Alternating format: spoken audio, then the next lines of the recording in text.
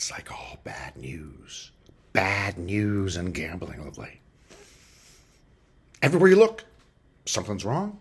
Everywhere you look, somebody's losing. Now, if you're gambling just to entertain yourself, fine. But if you're gambling to win, stop! You're not going to win. You know, I recently talked to Jimmy Vaccaro, sportsbook director extraordinary. He has been around Las Vegas for 50 years. He knows everything about sports betting, sports books, and I asked him straight out, how many people win when they bet sports? Give me a number. He gave me a number. 3%. 3% in his lifetime book winnings over the course of a year or a career. 3%! That means the rest of you are the 97%ers. You can't gamble. You're going to lose. Stop losing. Okay? And if you keep betting and you keep losing and you know you're in the 97%, that makes me gambling mad. Hi, and welcome to another edition of Gambling Mad. I'm your host, Norman Chad. Gambling Mad, as always, brought to you by Fritos. Fresh off the trees in Central California in the afternoon, straight to your supermarket by the next day. And by the refreshing taste of Fresca. It's revolutionary. It's recuperative. It's remarkable. It's Fresca. Fritos and Fresca. It's a meal. Folks, we got so much to talk about this week. I wish there were two of me. We will talk about Shohei Ohtani, Bruno Mars, and Vladimir Putin. That is a big lineup, okay, of sporting superstars, music superstars, and dictator superstars. Let's start with the Shohei Ohtani thing. And let's just say simply what we know right now. What we know right now is nothing, okay? All possibilities abound. Anything from Shohei Ohtani is an innocent victim to Shohei Ohtani is a serial sports bettor and anything in between. Now, I'm hoping Shohei wasn't dumb enough to bet on sports, but there's a possibility he was.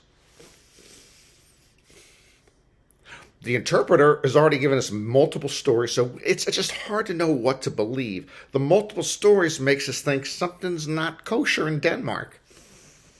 I don't know if anything's kosher in Denmark. All right, let's talk with the interpreter, Ipe Mizuhura. Okay? He went to high school in Orange County, Southern California, near me. Then he went to college at UC Riverside, also Southern California. That's not the best start to life. Orange County High School, UC Riverside, I don't think so. But then he was fortunate enough to meet Ohtani in Japan when Ipe was an English language interpreter for American players playing in the Japanese league. And then when Shohei came over to the Angels in 2017, he became his personal interpreter. And that's like the greatest job in the world.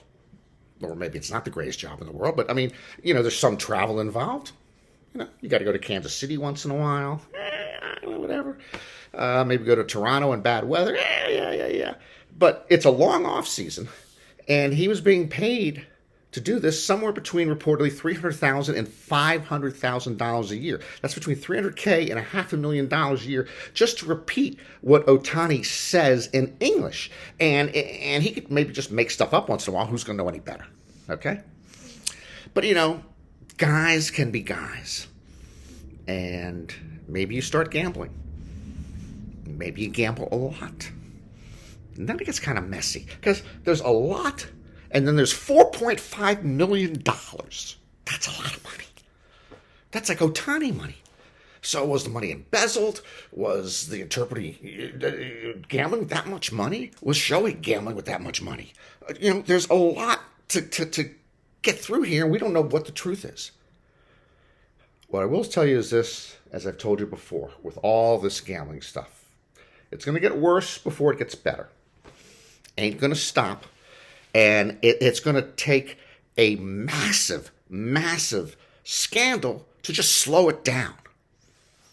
That train has left the station, though. Virtually nothing's going to stop it. All right, so if the interpreter was gambling, you know, he didn't have a big salary. Okay, let's take Bruno Mars in a residency at MGM in Las Vegas. He's got a contract there for several years. All right, so the website News Nation reported that Bruno has a gambling debt as high as $50 million at MGM in Las Vegas. As I told you, he has a residency. The next day, MGM then released a statement, and they responded by denying any debt that Bruno had to them. All right, the truth, my friends, is somewhere in the middle. Bruno likes to bet big. I have people on the ground in Las Vegas. Yeah, people, okay? Not dogs, people. They tell me Bruno bets big. They've seen him bet big. Sometimes he's in a private salon, so you don't see it. But he bets big blackjack. He bets big baccarat. And so it's possible he has been losing a lot of money. Now, here's the thing. There's that old expression, bet with your head, not over it. Well, it's next to impossible for Bruno to bet over it.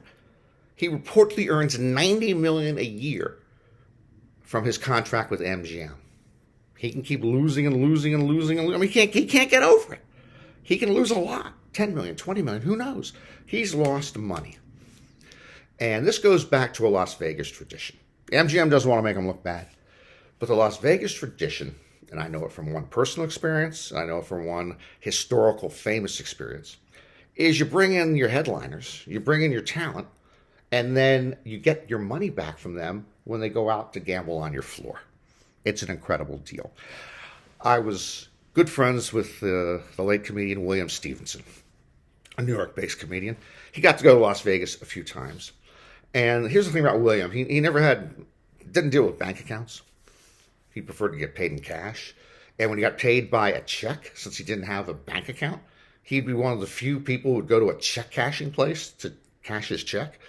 The only people who usually go there are like undocumented immigrants. People don't want to have any paper record because they're in the country for a bad reason, because they're some type of felon, or who knows what. But William went there because he had no bank account. And he was willing to pay the ridiculous percentage that the check cashing place takes when they cash your check. So one of the times that William came to Las Vegas, I asked him, please get paid by check. And he said, no, I don't want to. And what they did is they paid him cash. He was earning a few $100s per show. It's like a comedy show in a comedy club. He wasn't a headliner. And they'd pay him in cash. And I knew what William was going to do. He was going to go out there. He's going to do his 2 shows a night, get off at midnight, and then he was going to lose all that money playing blackjack. It's that simple. More famous case, the late, great Shecky Greene just passed away a few months ago. One of Las Vegas's biggest comic headliners for years and years. Back in the 60s and 70s, he was earning $100,000 a week to headline in Las Vegas. Unheard of amount of money, amazing amount of money at that time. And that $100K went right back to the casino. Now, the key, of course, is to keep your headliner and your talent in the casino. You don't want them, you want your headliner at Caesars then walking across the street at Flamingo and losing all the money. But if you can keep them in the casino, do you know how often you're getting your guy to work for free? They make the money on stage. They lose the money back to you when they're playing slot machines, blackjack, or whatever. Now, to get back to Bruno, how much did he lose? We have no idea. He does have a gambling habit. He, in fact, in a couple of interviews, he talked about when he first was getting started in Los Angeles. He would, to make rent, he would go out and play poker, make some money playing poker, was able to pay his rent. Okay. That's plausible. I'm a different type of story. I've been paying other people's rent for years by playing cards with them. I just keep losing to them. They take my money. They go pay the rent. So Bruno's doing it one way. I was doing it another way. Let's move on to Vladimir Putin. Why Vladimir Putin? Why not Vladimir Putin? He gets gambling mad, very, very mad. He doesn't win legitimately. It's like a boxing match that is fixed, a soccer match that is fixed. The Russian elections are fixed. So he just won re-election once again, about 88% of the vote. Last time in 2018, he only got 77% of the vote. This guy has been president or prime minister since 1999. Okay.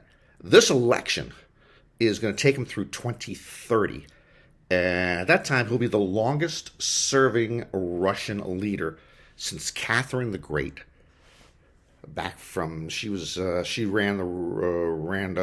roost from 1762 to 1796. Now, on the one hand, that's not so impressive because she was the emperor. She was the what they call her, the empress. She was the monarch. So it's easier for her to rule that long. They just gave her the position, but they didn't actually give her the position. On the other hand, how'd she get that position? She had to overthrow her husband, Peter III, to take over. That's not as easy as it looks. I got personal experience there. I can tell you that it's tough to throw out your spouse. I'm not talking about me trying to throw out my spouse. They're always trying to throw me out. What I do is I just get on that couch. Sometimes I literally get crazy glue and just put it on my backside. And so 18 hours a day, I am on that sofa. They can't get rid of me. Good luck. By the way, again, if you thought 2020 was rigged here in the United States, the presidential election, of course it was not. Well, it was not. It's been proven 1,000 times over. It was not. In Russia, that is the definition of a rigged election. If you vote for Putin, you vote for Putin. If you don't vote for Putin, you vote for Siberia. I don't even know why they have polling places. I don't know how they're online. I don't even know why they put up the charade. He's going to win. And if you're voting against him, I don't like your future. All right. Let's now move to some other politicians that I don't like what they do. Putin's a dictator, but here in America, we got a lot of people who like to kind of take from the public till. So Paris Summer Olympics are coming up in later this year, the 2024 Summer Games. 4 years from now, the 2028 Summer Games will be in Los Angeles. So LA Mayor Karen Bass and 3 LA City Councilmen decide to go to Paris this month to get a first-hand look at how Paris is preparing. I'll tell you how Paris is preparing. By eating a lot of good food on an expense budget. What are we talking about here? They had to go over there to see how everything was being prepared? All right? This could have been done on a Zoom call. All right? They could have gone on with the Paris organizers and gotten the ins and outs. But no, they wanted to go to Paris. I guarantee you, if the Olympics this summer were being held in Guantanamo Bay or in Chernobyl, the LA mayor and city council people are not going over there. They're not going to Chernobyl for an on-site inspection to prepare for the Olympics in 4 years. That's a lot of hooey. All right? I've been anti-Olympics for a while. In general, we got to stop having these incredibly massive outlay of usually tax money, and LA said it's going to be mostly private money. We'll see about that for these sites. There should be, if they're going to have the Olympics, just pick 1 or 2 sites and just rotate them and go back there instead of building Olympic villages and tearing them down and building stadiums and all this. The LA Olympic budget, when they were granted the games, was $6.2 billion. We're still 4 years away from the game and has now ballooned to almost $7 billion. It's gone up more than $700 million over budget from what they started. Okay? Probably $2 million of that was this Paris fact-finding mission. Let me be absolutely clear on this. I do not trust public officials going on fact-finding missions halfway around the world. I'm going to say that again in case you missed it. I do not trust public officials going on fact-finding missions halfway around the world. Case closed. They got me gambling that today, I got to tell you. All right. DGen's going to DGen, my favorite segment. Today we're just going to concentrate just on one DGen, but a DGen story. It comes from Atlantic City, from Atlantic County, actually, in the Atlantic City area, where police departments from Egg Harbor City and Hamilton uncovered an alleged cockfighting operation in Atlantic County. They made 50 arrests. They seized $37,000 in cash. They found 50 roosters in carriers and boxes. The roosters some of them had blades, metal and plastic blades attached to the legs. That's when they go in a cockfight. That's how they slash each other. Oh, that's very pleasant. According to the police, the roosters were in various health conditions and suffering from different injuries. You think? Yeah, I think so. If they were fighting, yeah, with the blades. They also rescued 4 dogs from the facility. The police investigators said when they got there, they said it was a complex cockfighting operation. I don't know what a simple cockfighting operation is. I certainly don't know what you got a ring, you put the birds into there, people watch, bet, and cheer and yell, and then you're done. They said this was a complex operation. And when they came and they raided the place, a lot of the individuals surrounding the ring started to run. Now, the police thought they might have been fleeing. I think maybe they were going to storm the court after a big upset. Maybe one rooster beat another one and ate the one dog, and they just were storming the ring like we do in college basketball.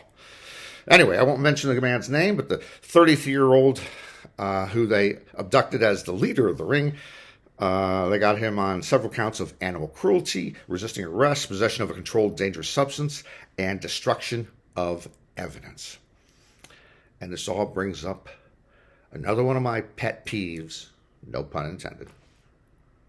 When do we get to stop with animals for our entertainment? And cockfighting, one of the worst. I've been through them before. The rodeo, bull riding, dog fighting, horse racing, greyhound racing, circus elephants. Cockfighting is ridiculous. And in the Atlantic City area, what? Is there not enough legal gambling in New Jersey to occupy you? Or illegal gambling?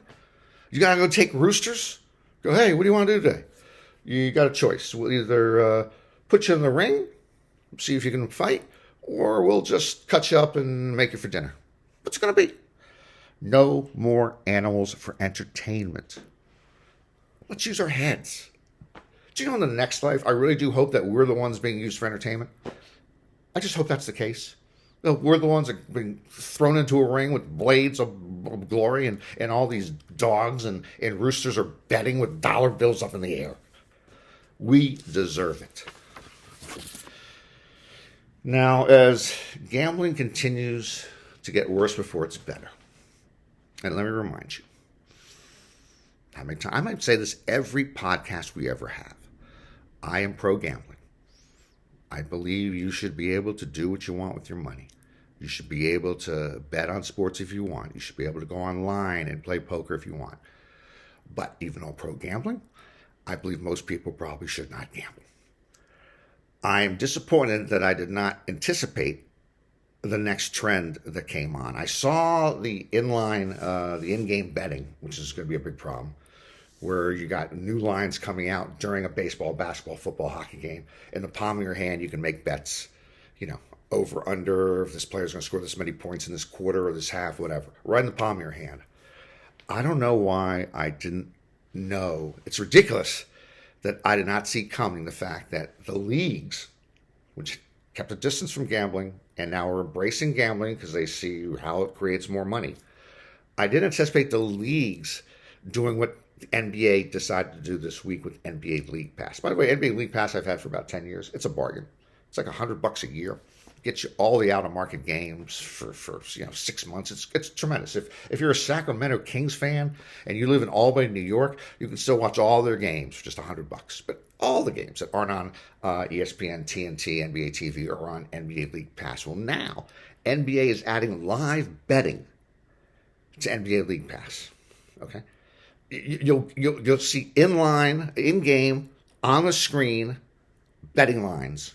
Right there in front of you or right on your phone if you're watching on the phone. You click. If you want to make a wager, you would just click. And you'll be taken directly to DraftKings or FanDuel where you would have to set up an account. But let's say you have an account at one of those twos. You see the line on the TV. You click it. You go to DraftKings or FanDuel. You decide what you want to bet. You click again. Bang. It's done. And you wonder why. We heard from Rudy Gobert bemoaning how gambling is changing the game. This past week, we had the Indiana Pacers' Tyrese Halliburton said to half the world, quote, he said, to half the world, I'm just helping them make money on DraftKings. I'm the prop. You know what I mean. He's what he means. Is Halliburton go over or under 21 points this game? And the reason this is going to get worse before it gets better is because I said you can now do this in the arena, in the palm of your hand, where it's legal. So you're there. You end up chasing bad money after bad. You miss a bet, you make another bet. You miss a bet, you make another bet. Okay? You're drinking. You're losing. You're not happy. You get ornery. Things can get ugly. The whole viewing experience changes. It's going to get worse before it gets better. But NBA League Pass is a bargain at $100. This is towards the end of the season. Now they do end of season things. You can get like probably the rest of the season for $39.99. What can I tell you? All right, folks. It's March Madness time. Hey, Kentucky. They lost in the first round. But this reminds me, the college football playoff and the NCAA tournament, it's all, money, power conferences, networks, politics, all dominate what goes on. So I don't care if you got 8 teams, 12 teams, 16 in the college football playoff. I don't care if you got 64 teams or 80 in college basketball. It's still going to be all skewed to where the money is. I just say take the money out of it. In both those sports, just let every Division I team into a college football playoff tournament. Take a couple more weeks. It's a couple extra games.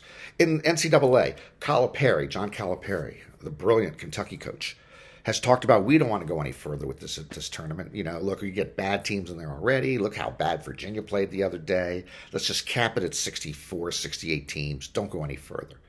Why not? What's the big deal going to all 250 Division I teams? It's 2 more games. It's 2 more rounds. It's 1 more weekend of Thursday through Saturday madness. So you have the upset once in a while. Maybe you have a couple upsets. Why not give everybody an opportunity instead of having committees and analytics and conference commissioners decide? Open it up to everybody. It's a democratic republic. Jeez. Anyway, there was a lot of hooey over the teams that got snubbed in this year's NCAA tournament. And that's the subject of this week's foreign language rant. La Marzo Madness. Perché non la Stato dell'Indiana?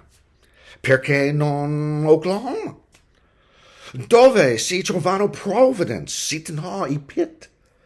E San Giovanni, St. John's? Un'università cattolica? Rick Pitino. Perché non Rick Pitino? Pitino. Il più grande coach del mondo. Pitino. Dove è Pitino? È ridicolo. È stupido. È idiota. La NCAA ha un cattivo odore. La NCAA puzza. Odio la NCAA.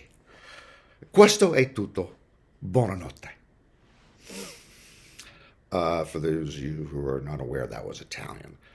We would have subtitles, but again, I am short on graphics people, and we are working on the subtitles for future foreign language rants, because we'll be doing them in Spanish, Italian, French, Russian, Chinese, Japanese, everything but Hindu. I don't really know Hindu. All right, folks, I'm pretty worn out here, but it is time for me to say this. And I'm going to say this one time and one time only. Do not get married. Trust me on this. Do as I say and not as I do. My 5 ex-wives had a reunion recently. Here we go. Here they are. You see them? There they are. Those are my 5 ex-wives. Do they look happy? Okay. A couple of these were brilliant at passive-aggressive stuff against me. Do they look happy? They're not happy. My current wife, Tony, she's hanging on. God bless her. All right. You've been watching Gambling Mad, brought to you by the good people at Fritos and Fresca. It's a meal. I'm Norman Chad. We'll see you next time. If you roll the dice, make sure they are loaded.